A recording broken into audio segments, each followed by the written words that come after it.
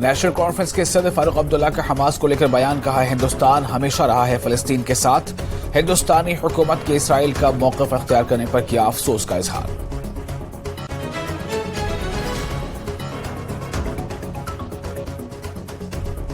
समाजी कारकुन गौतम आनंद ने की PIL दायर। जम्मू कश्मीर हाईकोर्ट में एक PIL दायर। मंदिरों की तज़ीन और आराइश, दहशतगर्दी और तजावुजात को हटाने के लिए कमेटी तश्कील देने की दरख्वास्त की।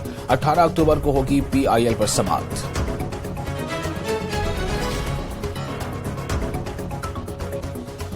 जम्मू के रणवीरेश्वर मंदिर की छत मुनहदिम, हादसे में कोई जानी नुकसान नहीं।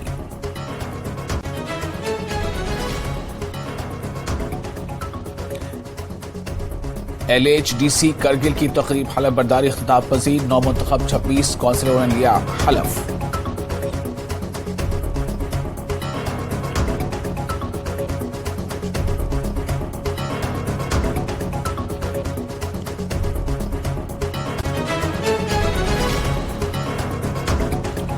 जम्मू कश्मीर में मौसम ने बदली करवट। कश्मीर के बालाई इलाकों में हो रही है बर्फबारी। मैदानी इलाकों में बारिश का सिलसिला जारी। कबल अज वक्त बर्फबारी से मेवा काश्तकारों में बढ़ी तशवीश।